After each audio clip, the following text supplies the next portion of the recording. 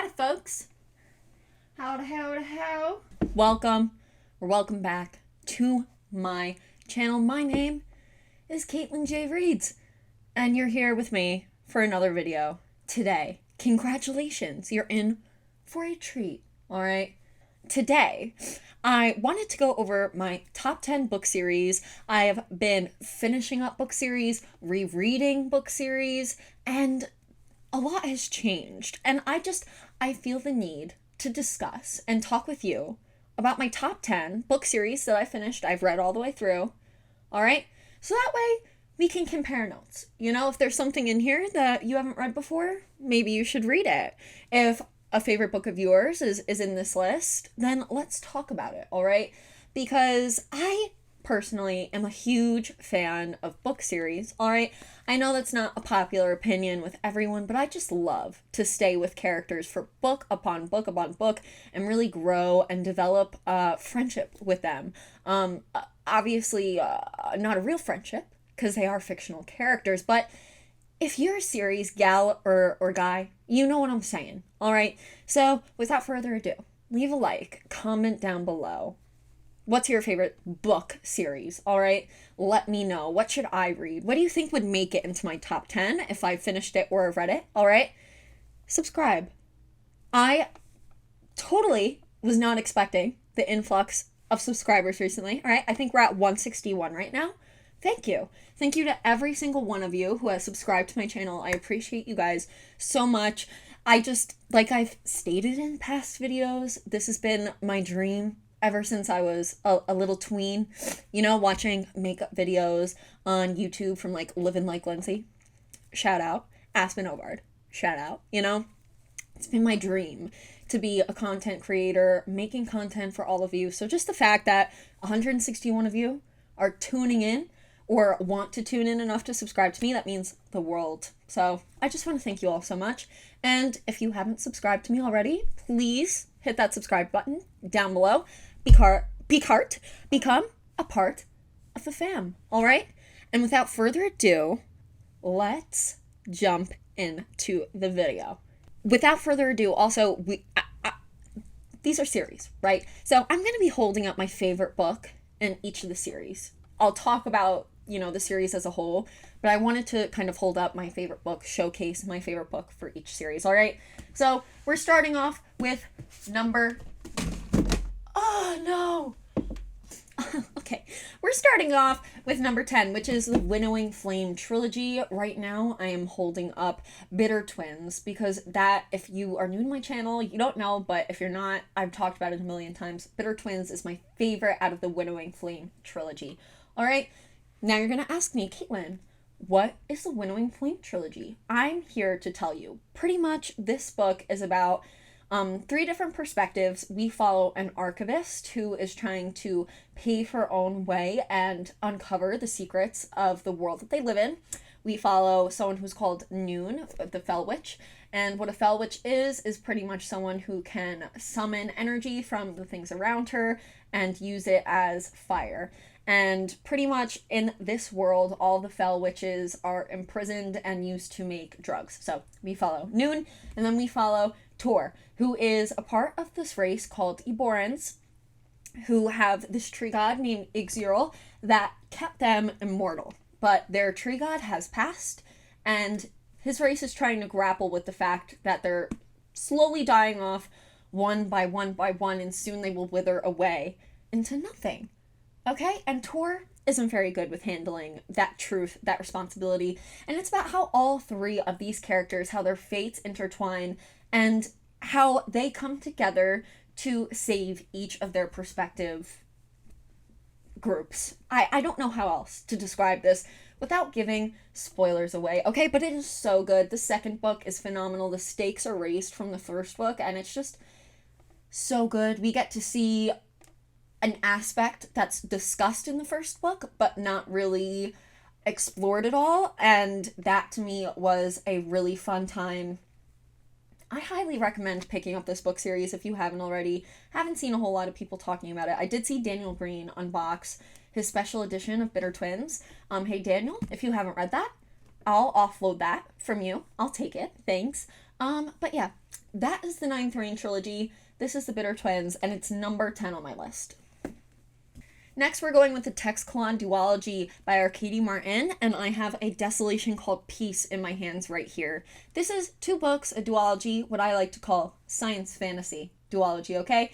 Because while it's based loosely on some scientific principles, it is really more of a fantasy book set in space, and I stand by that, okay? What is this book about? Pretty much, this is the second book in the duology. This book covers First Contact. The first book covers someone trying to grapple with the dealings of an oppressive regime and how they kind of fit into the whole picture as someone who grew up studying, wanting to be a part of this oppressive regime, then going and realizing just how horrible it is, and how they're trying to deal with grappling with their identity in that first book. I don't see nearly enough people talking about this duology. It is so good. This is the second book. First Contact, we explore relationships a little bit more in this book. It's sapphic, which I love, I love a good sapphic book. If you do, you'll like this too. Please pick up this duology, the Texclon duology by R.K.D. Martin. They're really not that big, okay? And it's only $2. So for you guys that are a little scared of series out there, this one's good for you, and this is number 9 on my ranking. Then we have number 8, and for number 8, I had to choose the Heroes of Olympus series. This is the second series in the Percy Jackson kind of world, okay? We have the Percy Jackson and the Olympians, which is the first series following Percy only. Then we get this beautiful, masterful, middle grade series, the Heroes of Olympus. We follow a cast of characters. I love this book series so much because we still get the characters we know and love from that first series, from the Percy Jackson original series, but then we get new characters, new perspectives, new gods. If you've read it, okay? But it's just so phenomenal. I chose this book, The Mark of Athena. This is book number 3 in the 5-book series. This is my favorite book because this is Annabeth's book. This is her time to shine, and it was so good. I was at the edge of my seat the entire time. This, House of Hades, is a very close second, okay? I just finished rereading this book series, and maybe that's why it's sitting on this list, but I just loved every second. I loved every second reading this book series for the second time around. I read them originally in high school. Now I'm 23 rereading them, and I'm having a blast. I'm having so much fun. If you enjoy a good adventure-based, that's my dogs for you. Anyways, if you enjoy adventure-based, middle grade, and you've read the first series is definitely a must-read before hopping into this one, you will love this. If you haven't read it, read it. If you haven't reread it yet, reread it, because it's so good. This is the only thing getting me through my Wheel of Time depression, okay? Okay, this and one other set of rereads that I've been doing that we'll talk about later on in this video. But this is the Heroes of Olympus series by Rick Riordan, and it's landing at number 8 in my top 10. Then we're heading into a book that, if you know my channel, you know I've talked nonstop about this book, this author, alright? This is the Poppy War Trilogy, and I'm holding up the last book in the trilogy, The Burning God by R.F. Kuang. There are just so many excellent qualities about this book. It's so phenomenal. I can't wait to start a reread of this. I've reread the first 2 books already. This will be my 3rd time rereading the first 2 books, but I've never reread this one, so I am just so excited to dive back into this world. Why do I love this book so much? Number 1, it deals with lots of heavy topics without sugarcoating anything, which I really appreciate. We deal with a lot of war, starvation, violence, drug abuse, and I just find the way that R.F. Kuang explored that in this trilogy was really great. Also, I'm almost positive I listened to an interview from Rebecca once, and she talked about how the Poppy War was pretty much born of her trying to chronicle her grandparents' experiences in China, and it morphed into the Poppy War, and you can tell this woman knows her history, okay? Every time I talk about this book trilogy, I talk about how historically accurate this is, and I just appreciate that so much. Obviously, for fantasy, Who says it has to be historically accurate? It doesn't, because it's fucking fantasy, okay? It's gonna be different, all right? But this, going into it knowing that there is some historical basis to it, as someone who knows a bit about political science and history and all of that jazz, I would have been able to tell kind of, if they got it wrong, if they got it right, if they did it well. And R.F. Kuang did it so well. I picked this last book because the tie-ins to history that I saw throughout this book made me like giddy. Not like I'm happy any of this stuff happened, just seeing the connections between all of it. She weaves them together so much, and I love this book trilogy. Please read this book trilogy. And if you've seen my Taylor Swift video, this book trilogy is The Archer, the song from Lover, The Archer, encapsulated in a trilogy. What can I say? If that doesn't give you reason enough to read it, I don't know what will. This is landing number 7 on the list, The Poppy War Trilogy by R.F. Kuang. A masterpiece. Then we're going to follow that up upside down. Okay, we're going to follow that up with The Greenbone Saga by Fonda Lee. Again, another book I've talked non-stop about on this channel. I can't help that I absolutely am in love with Fonda Lee's world that she created, the scale that she was able to just book by book raise it, expand the scale, raise the stakes, give us really great character explorations and really awesome political explorations. My favorite thing about this last book is it stretches a really broad span of time and really closes off the story of the No Peak clan and the Mountain clan and their journey to see who's gonna, kind of be in control of John Loon, and then later on in the series, who's gonna be control the eastern side of the world. And I just absolutely loved the way Fonda Lee approached politics in this book. That is why I love this book so much. Obviously, I'm so attached to the characters. Hilo is one of my favorite characters of all time. Hilo and Wen are some of my favorite couples. They are obviously not perfect if you've read the trilogy, but it's so well done in my opinion. And I adore everything about this trilogy, The Greenbone Saga. If you like political fantasy, you will love this story, okay? And I just think everyone should read it because it truly is just so, so, so rich and great. And Fonda Lee is just, she knows what she's doing, okay? So I'm so excited. I believe it's called The Untethered Sky. Fonda Lee, if you're watching this, which you're probably not, but if you are, I would absolutely love an arc, okay? If you didn't know this, I'm a bird girl, okay? Untethered Sky is about birds. I'm a Greenbone Saga girl, okay? You also have written Greenbone Saga. What does that mean? I will give you a great review, no matter what. And I'm sure I'll love it, because I love birds. Please, I would love an arc of The Untethered Sky. But yes, I digress.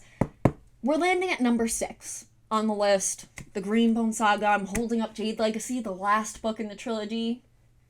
So good. Ow, fuck.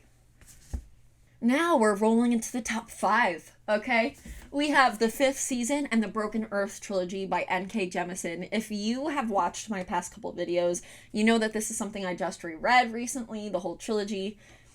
Again, another great sci-fi, science fantasy novel trilogy series. I love it so much. The use of narrative and perspective, especially in this first book, is really, really, really phenomenal. Oh my god. And N.K. Jemisin really manages to craft interesting characters, interesting world, interesting story. She manages to foreshadow things that happen in the very last book and like the prologue of this book. And I really admire the way N.K. Jemisin creates and her craft. She is one of my idols. I love N.K. Jemisin. I love this trilogy. The first book is my favorite. Okay? This book is about, or this trilogy, should I say, is about Earth if it had a 5th season, which means an apocalyptic season, I would kind of sum it up as. And we follow our main characters trying to survive through these seasons. They don't happen all the time, but we do follow kind of in the breaking of one. And we follow a character who's an origin, who's a human who can kind of harness the energy from the earth around them and expel it in a manner of different ways. Okay, you just gotta read it. It is so good. I know some people say this isn't a book for them. It's probably because of narrative style, but give it a second chance, give it a third chance, give it a fourth chance, give it a first chance. It's so good. This is number 5 on my list, the Broken Earth Trilogy. Wow. So I have just recently reread this series, all right? All the books are not out yet, but I've caught up to the most recent one, okay? The Black Tomb Trilogy. Holy shit. This is the other trilogy that has kind of gotten me through my Wheel of Time book slump extravaganza. I reread both Gideon and Harrow before jumping into Nona the Ninth. Oh my god. Tamsin Muir is so skilled with the pen. She is so skilled. She's like a Swiftie writing books because everything, the Easter eggs, the plot, it's confusing as hell, but it's so good. Especially the second book. It is so fucking good. Okay? And I highly recommend everyone read this trilogy.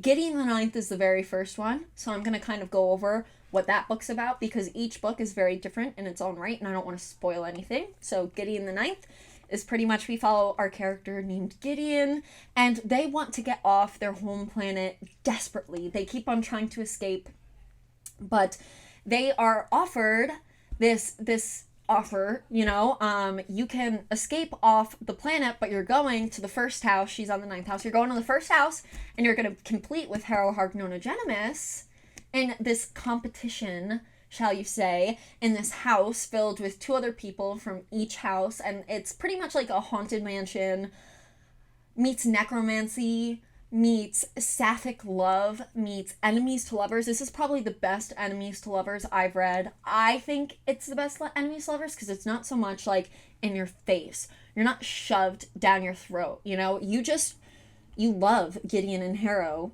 in all of their forms, okay? From when they're fighting to when they're loving. And they don't even realize they're loving. And it's so fucking good. Please read the Black Tomb Trilogy. If you are a little confused, look up Reddit threads, okay? Read a little bit of contextual stuff after you're done to kind of fill in those gaps. But so good. So good. This is number 4 on our list, the Black Tomb Trilogy, or it's going to be a series now because we have Electo that's coming out next year by Tamsin Muir. Coming in at number 3, we have Mistborn, the first trilogy. Not the second one, okay?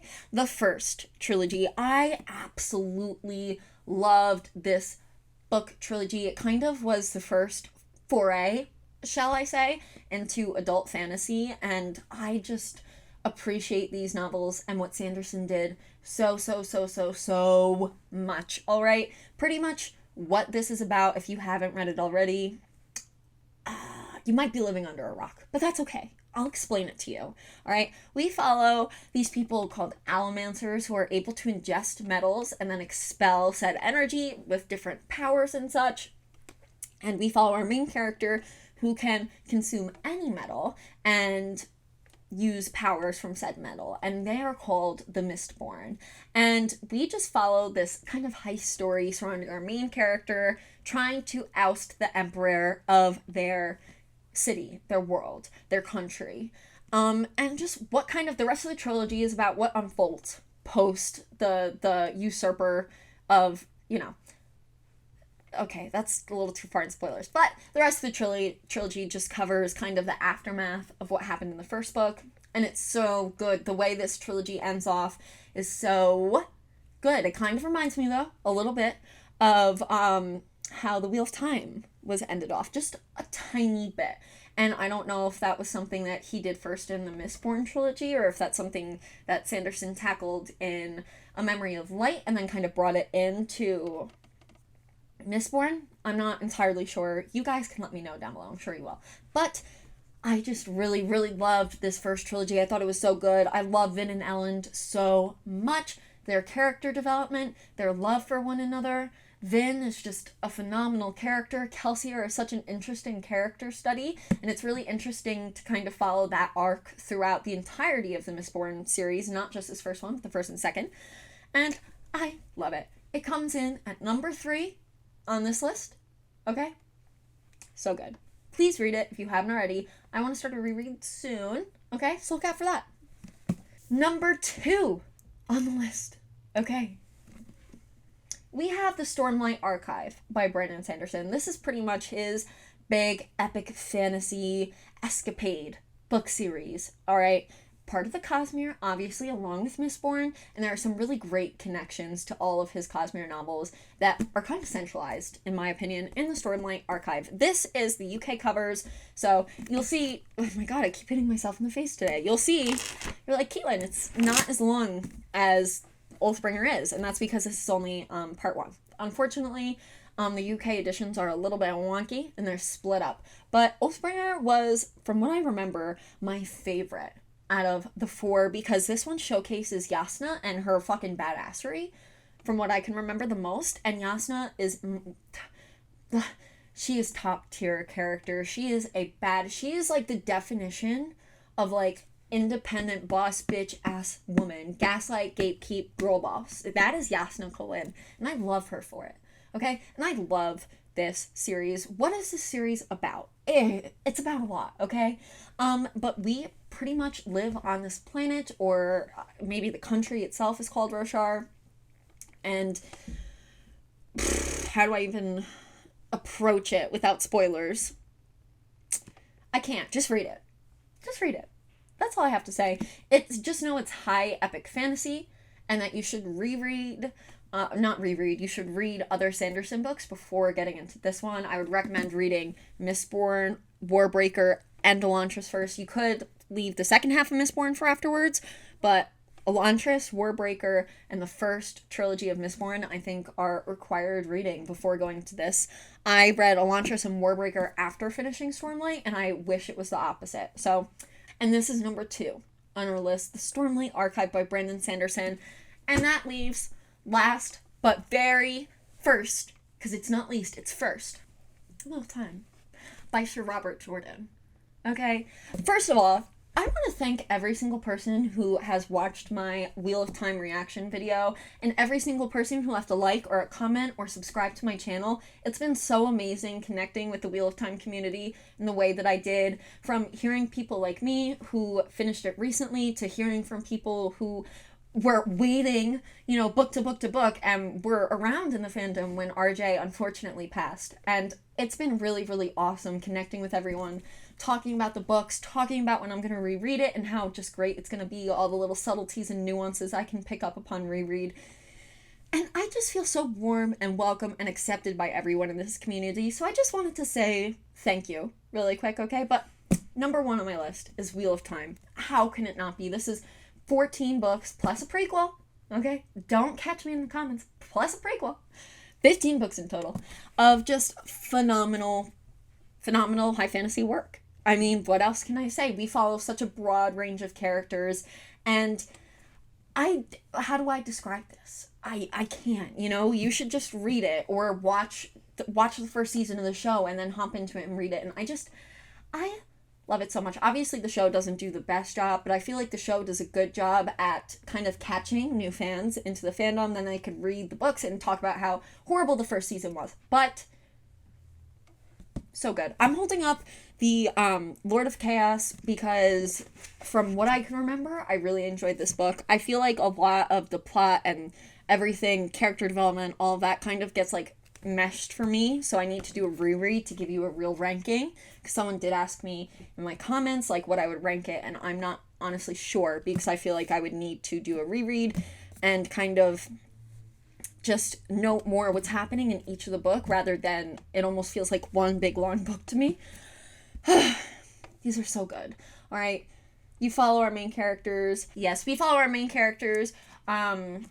Matt, Rand, Perrin, Egwene, Nynaeve, Elaine, just throughout, time as they prepare for the last battle and try to defeat the Dark One.